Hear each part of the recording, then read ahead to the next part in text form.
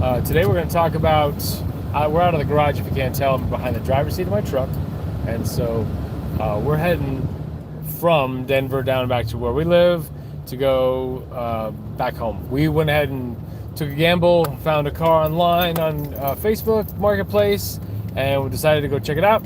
And so I wanted to make a video about a few things, and I wanted to kind of give you the, if you're wanting to buy a used car, then you gotta know a few things, because used cars can be a real potential gold mine or a landmine. And so the car that we just checked out may be actually a really good car for someone in like Texas, or well, actually I was gonna say Texas or Arizona, but the car I'll tell you about what we were looking at is a CRV, and oh man, it was nice because the mileage was low, and it was 104,000 miles, so super cool. And the owner was a really nice guy, so I get nothing but kind things to say about him. And so the point is there's a lot of things that went well and right in that situation. And so while I didn't end up getting the car, I wanted to tell you guys about how to buy a car used and how to be safe and how all these things work. And so this guy that I was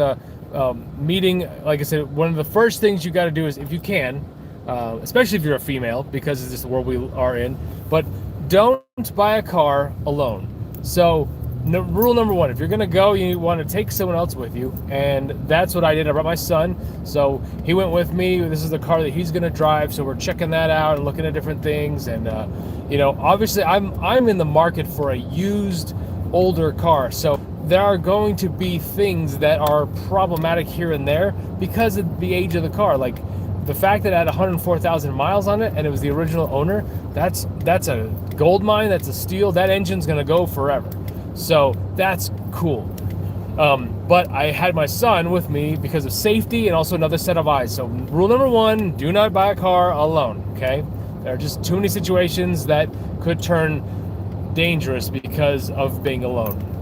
Being taken advantage of, all kinds of crazy stuff, getting robbed.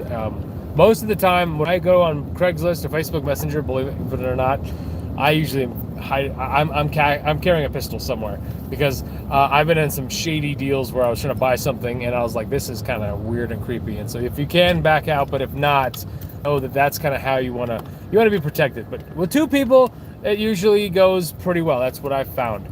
So that's number one. Number two, what you want to do is meet somewhere else besides your house. You want to meet in public and somewhere, usually if you can, during daylight hours. And you want to meet where it's like a Walmart parking lot or a gas station or somewhere very public. That is good for you and that is good for them. Keeps them feeling safe, and it keeps you feeling safe because you're in public. You don't want to meet in some dark alley or something in the back corner of Nowhereville. That's definitely a bad idea. So that's where a lot of movies start, okay? And they're not usually in the good romance section. So, one, you don't do this alone. Two, you meet somewhere public. Three, when you're going for a used car, there's a website. I've mentioned this before. You guys definitely want to look at this website. It's called carcomplaints.com. It is actually made by you and me and everybody else that has a car.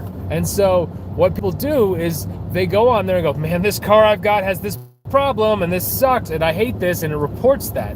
But it's not just like a spam, whining about stuff cars. They actually validate the year of the car. They will make sure that they actually have the information, and the integrity of that information pretty solid. It's very reliable. I've used it for years. So check out carcomplaints.com. They do not pay me. I'm not sponsored by them. As you guys know, if I do get ever sponsored someday soon here, then I'll let you know. This is something I'm testing, or a product review or whatever, but they don't give me $1, and I go to their website all the time to look at cars. So check out carcomplaints.com. Number, what are we at? 4. So you want to figure out what you're looking at and what kind of vehicle you're after. If you're wanting to get a Corvette, you're probably in a higher class of vehicle where you don't want it damaged, you don't want it scratched. So you probably are looking for a specific year and certain features. And so you need to know what you're looking for, what your budget is, and why you really are strict on those things. The car that I was just looking at, we were looking at a used car that was 2003, and like I said, it had a lot of good positive things about it, but there was a couple things that were right off the bat noticeable that would have been a problem for us. We would have had to drive it about 60, 70 miles to go back home. And so the tires on that vehicle had just dry rotted over time, which again, that's normal. The gentleman that was selling it to us, his folks or in-laws had it parked for a while, and it was fine, but the dry rotting happens on tires. So if you have tires that are dry rotting, you got to know what that looks like. It's cracks around the edge of the outside of the tire, and the tire was actually splitting a little bit on there. So I told him, hey, we'll have to probably go buy like tires right now if we get this car. And he was willing to negotiate. So that's the next rule of buying a used car. Don't be afraid. If everything lines up when people say, hey, my price is firm, well, that's fine, and it very well may be. It's okay to walk away and say, hey, this isn't exactly what I'm looking for right now, or I need this thing to work a certain way, or I need this, that. There's some warning signs or danger things that I'm kind of I'm concerned about, but you don't want to insult someone and make them feel like there's something wrong, because they're, they got to put their car out there, they're selling their car, and you're interested in it. But if you're like, I don't feel right or comfortable, it's okay to walk. But I always like to ask, so what are you willing to take for this car? Because here's some of the things, and I talked to the gentleman, I said, here's some of the things I found. This tire has a crack here, and he's like, oh yeah, man, you're right. And like I said, he wasn't trying to pull, but there are some that have. So I bought a 2002 Honda Civic, and that car I got used for a few years back, like 8, 7, 9 something years ago. And that car had the transmission was, I don't know what had gone wrong, but something was kind of jacked with it. It would shift a little weird. And the guy was like, oh yeah, it's not a big deal. And so I asked if there's any other issues, and he was kind of like, just felt shady, and I didn't like the way the interaction went. But my wife at the time was insistent and demanded that I bought her a car, and that was the car she wanted. So I reluctantly bought that car, started having transmission problems, and I ended up having to sell that car for like $1,000 less just to take someone to take it and see if they would fix it. But point is, I got out of it with only dropping $1,000 in my, for that loss, and that's pretty good, because the transmission could cost $4,000 or more, and the guys are never as good. So that's the next rule. We're leading into, when you get to a car, this guy showed me the title. It was clean. It had his name on it. There was no on the bottom of it, any liens or anything else against it. And he also had an emissions, sort of past emissions. So that means the engine is running good. There was no check engine lights on there. So that's important. One of the questions you want to ask is this the original engine and transmission? I don't care if they've redone the brakes. I don't care if they've redone the power steering or any of the other parts of the car that tend to be radiators and stuff go, alternators go, starters go. You guys have seen me do all that kind of stuff on my channel. But if someone says the transmission has been swapped, or new engine or new rebuilt engine, run. Do not take that car. And the reason why is, I love everybody, but there are people that do not know how to rebuild an engine. They just do their quote-unquote best and what they've been trained. But guys, nobody builds a car better than the manufacturer. And I mean nobody, okay? When you get a Honda, they balance the heck out of that engine to where they have it perfect. And it'll run exactly designed, as long as you give it fluids and changes and everything it needs to. It'll go over 200,000 miles easy.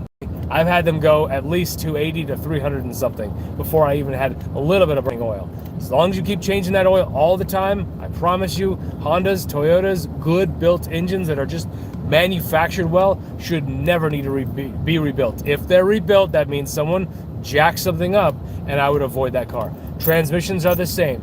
And now CVTs, I've already told you guys I hate CVTs. Those things just are... one of the guys, I just talked to someone today, in fact, about CVTs. When we went to go get cash at the bank, the guy was like, I just went up to Denver and bought my daughter a car, and it's a nice new Subaru, like 2019 or whatever. And I was like, hey, that's when Subaru got smart, and right around 2012 they fixed their head gaskets and made some better material. But then they screwed up by switching to the CVT transmissions, which are not the greatest. They're okay, but they're not built to last forever, and they leave the fluids in there, which degrades and it'll jack up the transmission after about 100 to 150,000 miles. So you gotta know your vehicles and know what's done. So someone might yank the CVT out and stick a new one in. You don't know where that one came from. You don't know if the belts were replaced. You don't know who did it. Avoid any rebuilds, please, of the transmission and of the engine, because I promise you, those will lead you to a lot of mess and heartbreak, because this stuff is not cheap, okay? A car that's been built and left, to sit there and rot, or has been driven just a little bit, needs to have its fluids run through it. You need to run, the seal. Like, I have a neighbor, she's got a Toyota Supra. It's sweet, and it's from a 1987. And her husband, like 10 years ago or 15 years ago, died. And so she's just left that car in there to remind her of him. And it's really a cute story. But she has destroyed that Supra because it hasn't been started and run in over like 10 to 15 years. So that car will need to be run through because the fluids haven't been. And so all the seals are going to be jacked up. And there's all kinds of problems. So you got to know kind of the history of the car. If someone just drove it around and they're like, yeah, but like if you want the best thing, if some grandma had a car and said, I'm just driving it on Sundays to church, that's totally fine. That's a great usually car to get. Or the other one is when I bought my 4Runner years ago, they were like, we love this 4Runner, but we want more seating because we have 4 kids and we can't fit 4 kids in this 4Runner. That's another good reason. You got to be careful about car swappers. And so this is where my next lesson for you is watch out for people that are swapping cars and buying them salvaged and saying rebuilt title. That's a nice way of saying that car's been crashed or it's been salvaged in some wreck or hail damage or something, and you can't trust it, okay? That doesn't mean it's a terrible car. It just means that you may not be able to insure it either. So you got to be smart about those titles. A clean title means that it hasn't been salvaged and crashed or damaged enough to where the insurance has made a claim on there and been like, send it to the junkyard. Now, there are people that are lower, let's say, how do I say this? Lower level income maybe, trying to make a buck, or people that just, it's a good industry to buy a junk car from someone that's like, yeah, this thing's a piece of junk. And so they'll buy it for like $800. And they'll get it running and throw an engine in there or do something else to it, and then they'll try to sell $4,000. Well, their time is, they're maybe doing this, so they're swapping and doing all this work, and then bam, you got someone who did you a couple favors, but really they just took a piece of crap car and they cleaned and polished it up and then sold it. Now, I have swapped, I've bounced a car once before, kind of like that, but the difference was it was a Corolla. It was a nice Corolla. My buddy had it, but he was leaving the country and he was just taking off. And he's like, "Hey, I'm moving." And I said, "Look, I don't have time to deal with this, but if you want to sell me your car for like $1,500, I'll take it."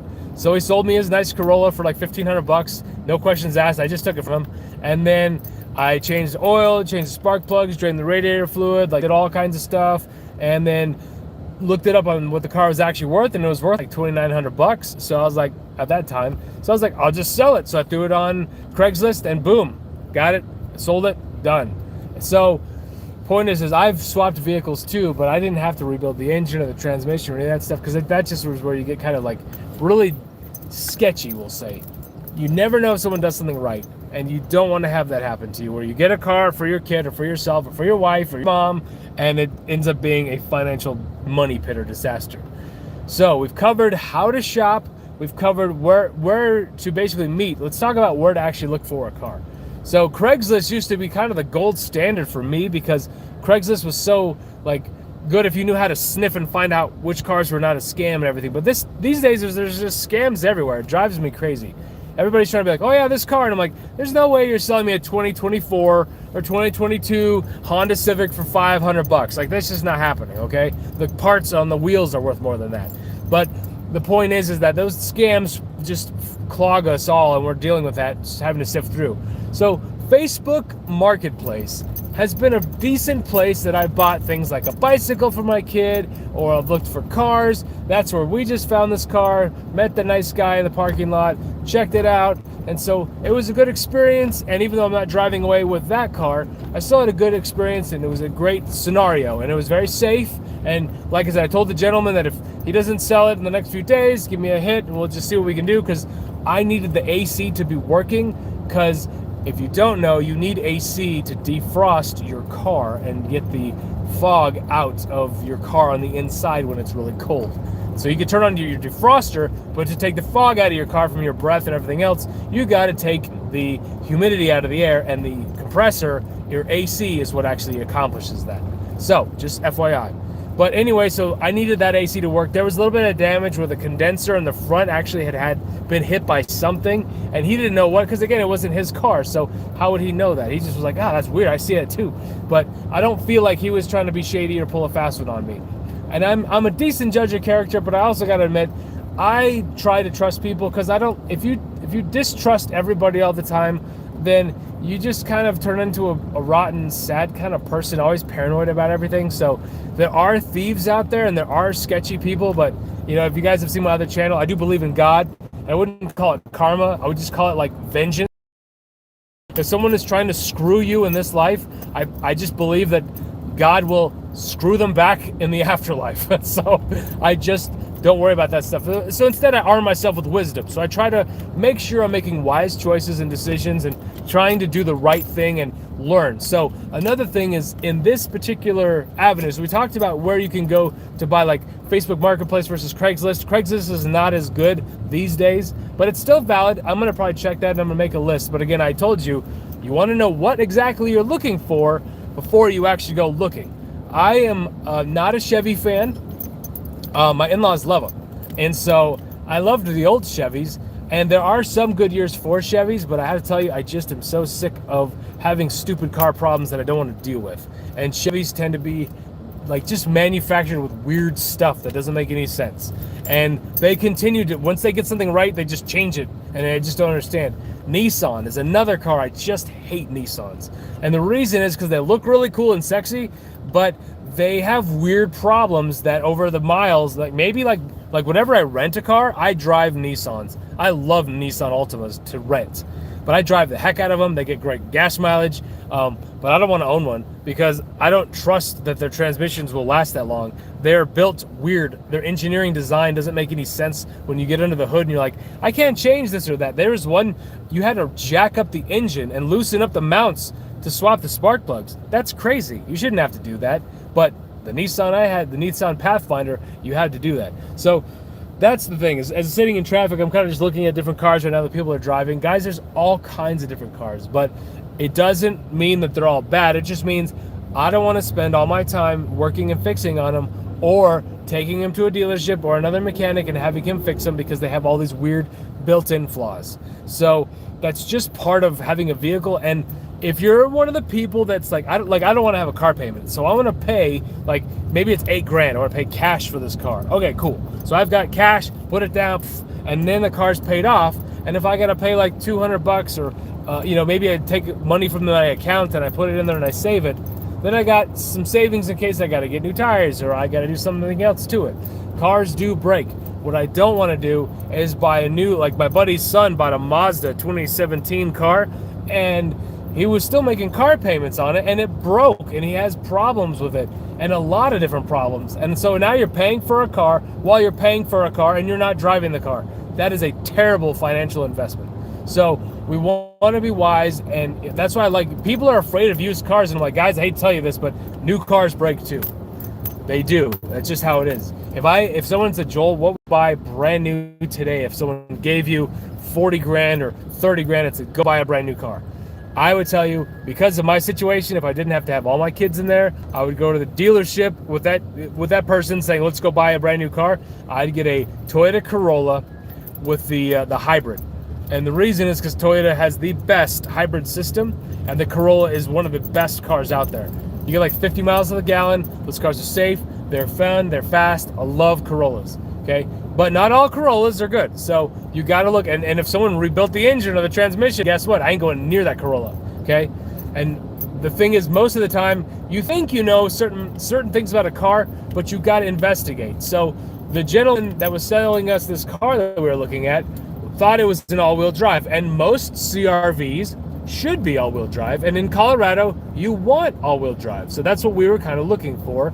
And so I said, well, I don't see a badge on the back that says AWD for all-wheel drive.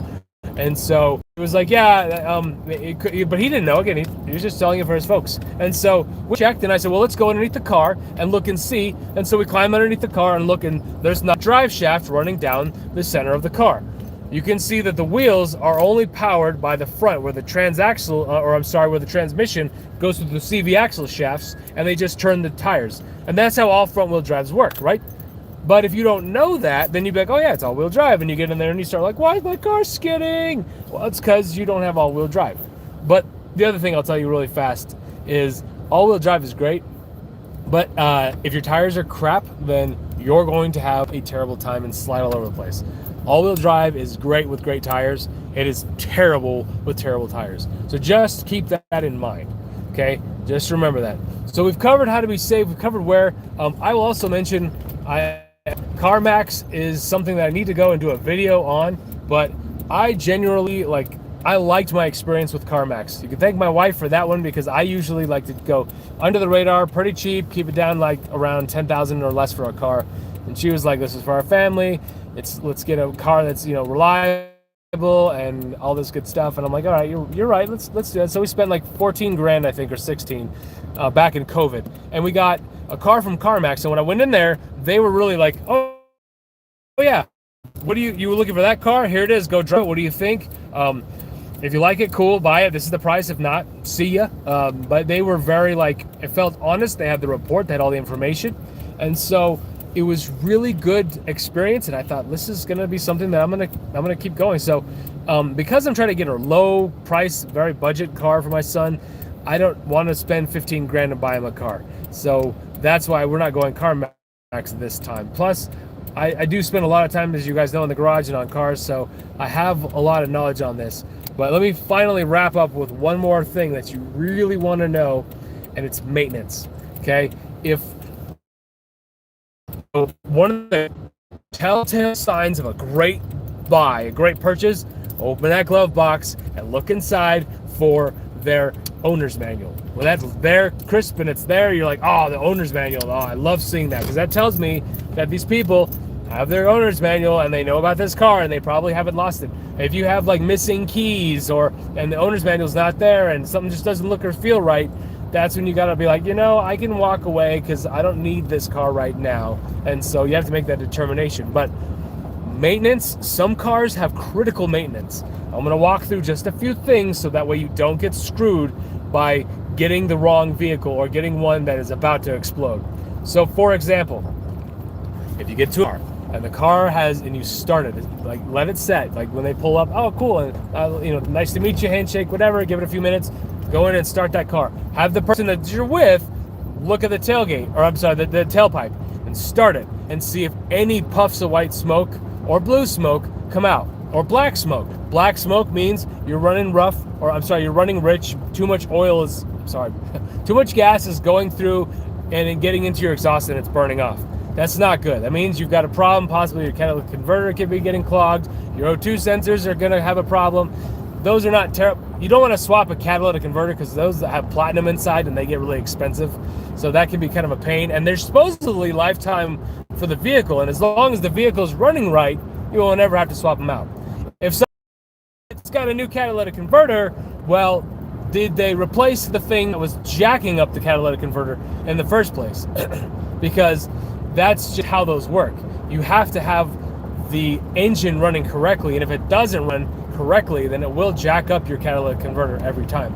Okay, it's like your tires. We replaced the tires. Well, did the tires wear bad because you didn't replace the tie rods that are holding the tire, or the alignments jacked up, or because you have your struts are all worn and it's just bouncing weird? Those are reasons why. So when you get under the car, you want to look at the struts. You want to look for any leaks, look for anything going wrong with the car. But the main maintenance that I'll tell you need to always do is if it's, for example, if you're getting a Subaru, you want to do what I just described. You want to start it and look. And then you want to see if it puffs any whitish smoke, because that's the head gasket. It'll still run with a leaking head gasket, but it will never fix itself. You will have to get the head gasket replaced, and that will cost you up to $1,000 or more to get the engine kind of torn apart at the bottom end or the top end, and then replace that head gasket and put the top end back on there. Because the stupid Subarus have a flat engine like this, and it's just a pain in the neck.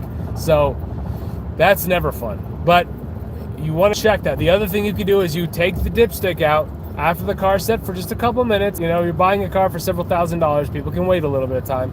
Pull a napkin out of your glove box, wipe it out, look at it, smell it. Does it smell sweet? If it smells sweet, then that means it's burning fluid on the inside, which is again head gasket, and you may not smell it on the exhaust. You should be able to, but it smells like a sugary, sweet kind of and so that's not a good thing. It should smell like a dirty, grungy, smell. If you've ever gotten oil over your fingers, which I probably have some on my car fingers from the we checked out, you want to smell that and just see and look and see if it's got any foam or any bubbles in it, any white milkiness. That means head gasket's blown. So do not. It should look very like honey, like, not like if oil is black, then you're like, dude, why didn't you change the oil in this car? And you may want to be like, have you done any work on this car? Some people, I've had them, they had a stack. He's like, here's all my manuals for me working on the car. And I'm like, that's awesome. Now, some people know what they're doing and know how to work on cars, and then some people don't have a clue. And they're sitting there monkeying around with all kinds of stuff. And so I would call myself, I know what I know, but I'm not the greatest guy. I'm not Scotty Kilmer. I'm not waving my arms everywhere. But he knows what he's doing. That guy is a solid mechanic, but he does some shade tree stuff. But I respect the guy. He seems like a solid dude. But anyway, you just have to determine, does this person look like they know what they're doing? If you look at where they've done work, look at the bolts, the heads, and see if they're like kind of rounded, stripped off. Because if someone is stripping bolts, then they don't know what they're doing. Okay? So, and then you could ask them where they got their parts from. Because nowadays you can get parts on Amazon, but some of these are just cheap Chinese garbage parts. And some things are wearable parts. You don't need to get them from Honda because it saves you like 40-50%. But there's the reason that they lasted 140,000 miles for these struts or whatever. They last because Honda knows what they're doing. And some Chinese knockoff doesn't. They make them to last maybe 15 to 25,000 miles, and they're crap. So you just have to keep that in mind. Okay, so with the Subarus, we covered that, how to check and see if your head gasket's going. You cannot pull the radiator cap off the car when someone has just driven it to a lot, okay? The engine goes to temperature, it's about 185 degrees, there's about 14 pounds of pressure sitting inside the radiator. You pop that lid off, it's gonna and scald the crap out of you, and also scare you pretty good, or boil over, and you can be like, what's wrong with this car? Well, it's designed to have that pressure. When you increase pressure, you actually raise the boiling point of that fluid. So that is important. That needs to happen. Okay, fluid is, if someone pulls up and there's fluid dripping, you need to know your fluids, of course, and if you don't, the greenish, sometimes reddish, sometimes yellowish fluid is a radiator fluid. It's the one that kind of smells sweet and it's a little slimy. But transmission fluid looks different. It's usually like almost like a blood color. It's just a reddish, darkish reddish color. Sometimes it can be brown. That's usually not good. That means it's old. Okay, but that has a different slime consistency. Whereas oil, you traditionally think of it like a honey color, or it's black. Those are your main fluids. You also have power steering fluid, which usually can be sometimes transmission fluid. It's about the same. It's usually a clearish to reddish. Shouldn't be brown, and it shouldn't smell burnt. So you can take the cap off and smell it. If it smells burnt, then that means there's probably something going on with that system. A lot of times, power steering can get a little burnt if people are like hard on the wheel one way or holding it, and so that can be a telltale sign. Not always, but just can give you some information. But if you look in the fluid reservoirs are like bone dry, then that means they're not taking care of this car. Look at the battery, see what year it was swapped out. Is like the battery I just looked at on this guy. They had the battery terminals being held on by some screws. So something has gone a little awry with those. Maybe they wiggled off. You can swap terminals out. That's not a deal breaker, but just something to know. Someone had to do something because the car had some either, if it wasn't damage, it could have been just wear and just normal things. Cars have weird wear points, and so you have to look for those and see, is there like, when you look at the car, is the body straight from the side, or does it look like it has some dents or weaves? my truck now. I bought it used. I was in a hurry. It was the only Tundra I could have because in the price range. I got it from some place up in Denver, and these guys were cool. They were nice people, but the guy was going to keep it for himself, the owner of that little used dealership. But he's like, well, the problem is he's like, the gas tank was too small and I couldn't pull my trailer. I was like, that's valid. This truck has like a 22-gallon gas tank, so it does. When you're getting 8 miles to 10 miles of the gallon pulling a trailer, it doesn't go very far. I just grab a 5-gallon jug, stick it in the back, and call it a day. But hey. But the point is that they had repainted this thing, and so my truck has had some paint somewhere because I can see overspray all over the place. And so I'm willing to accept that. It's okay, but just know that you gotta like look at things and try to figure out, is this panel new? Does it have like new plastic, but the plastic over here is older looking? Why does the color not match? Everything should look exactly like the rest of the car. It's either all brand new, it's all a little not, all a little rusty here and there, all a little the same color. But when you look at a panel, you walk around the car and you look at the light hitting it, and you can be like, oh, that's a much whiter panel than this white panel here. And then you're like, has this been, because like the guy showed me that the car had a clean VIN number. And while that's great, just keep in mind, my old Toyota 97 Tacoma, my ex-wife crashed into it one night while I was borrowing it from my dad. So I had to buy my truck from my dad, pay him off, and then I had to find somebody that would do some body work for me. The dude did a great job. You couldn't even tell, but he didn't have to report that. So that had a clean VIN number because the VIN was never hit on anybody's computer. I just paid him $700. He did the new bumper for me and the new fender and everything, and painted it, and it was perfect. And when I sold it that day, I told people, hey, just so you know, I had this replaced. It looks perfect, but it was in a 5-mile-an-hour crash because my ex-wife just threw the car in reverse and started to go backwards. So that just happens. But anyway, so we've covered where to go. I've talked about CarMax. I've talked about Facebook Marketplace. We've talked about Craigslist. We've talked about how to be safe if you're going to buy used from somebody in a parking lot or meet somewhere else in a Walmart or whatever. Talked about certain types of cars. Well, the other trouble spot before we go is let's talk about not just Honda now, but it's also Toyota. They have timing belts.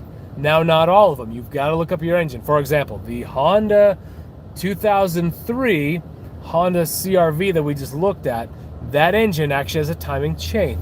The chain is made out of metal. A belt is made out of rubber. So you guys would all know that metal lasts a lot longer than rubber. Over about 90,000 miles, the manufacturer recommends replacing that rubber, and they will take the belt off. So it is about, it used to be about a $400 job. And what they usually do if someone ever goes, new timing belt, water pump, and timing tensioner, and the belts, the drive belts were replaced. That's not a bad thing on a Honda or Toyota. That's actually what they do. They swap. A water pump should never go out on a Honda or Toyota because you swap out those parts while you're already in there. You're literally looking at the water pump going, oh, that's a nice water pump. Swap out, new one in, done. I did that for this truck. That's exactly what I did. But you guys know me. I do this stuff on the channel all the time. But for this, I was like, I don't want to screw around with this truck because I need it all the time. I have other vehicles that I can work on. So I actually paid this Toyota shop that I like downtown to just do that job for me. And they did a great job. And now I know for the next 100,000 miles, I don't got to worry about it. So I got a long time to go. But the timing belt in this truck is called an interference engine. There are two types of engines. There's interference and non-interference. If you have Copilot, or if you like Grok or some other AI or a Google search, just hit it up and say, hey, this car, this engine, is this an interference engine or not? And it'll tell you, no, this is not an interference engine, or yes, it is. If it's an interference engine, what that means is that when the belt or chain breaks, then the valves are set inside the cylinders to go in and out, and they stay in place because the chain or belt that turns them suddenly stops, so they just are froze. Well, when that happens, you know what happens? The crankshaft's still moving. So in an interference engine, that piston comes up and it slams right into those valves. And I promise you, that's not a good thing. It's going to cause all kinds of problems. The valves are sitting in your head. That's called the top end of your engine. That whole part has to be rebuilt. I know, I've had it done. Not because of the belt, though. different story.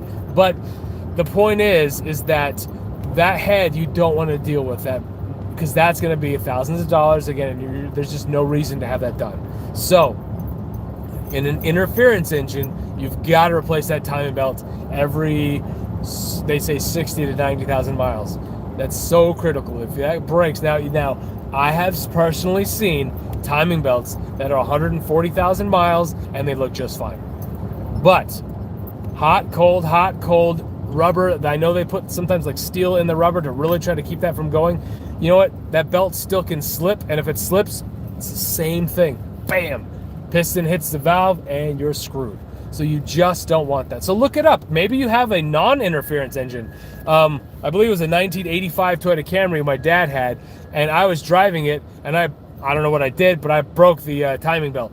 And so the timing belt just snapped, and so I was like, oh crap. So we pushed it and got it home, and then we took it apart, and my dad's like, yeah, the timing belt's broken. So we put a new timing belt in, started the car right up, no problem. The reason that's an non-interference, it means that the valves aren't close enough to the pistons to where even if they get frozen, they don't hit. But an interference engine, they're like this, and it just slams into them. So that's the difference. So look up your engine type and find out, is this an interference? Yes. When was the last time that was done?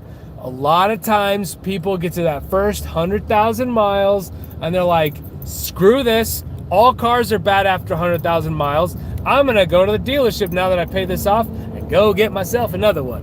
And those are my favorite kind of people, because I buy those cars from them all the time. And then I go, cool, let me just change the spark plugs with iridium plugs. Those last 100,000 miles. Done. Let me make sure all the fluids are good again. Run a few different fluids out and through and whatnot. Get those done. Cool. Battery, that's cheap. Maybe need to swap it. Maybe not. That's usually kind of an as needed thing. And then I'm like, okay, timing belt hasn't been done. Okay, great. I'll just pay someone to get that done. Bam. Now I got a new 80,000 miles out of a car that someone was basically just dumping and getting rid of because they were afraid it would quote unquote break down on them. Guys, if it doesn't have a trouble spot, a used car is going to go forever. The truck I'm driving right now, I've been in this whole time, has 245, I think, 1,000 miles on it.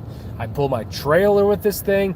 The only thing I've had an issue with is a coil pack went bad. That was $50 and it was about 5 minutes of work. And then I just had a flat tire like the other week. So that's normal life. You will have things break, and that's okay.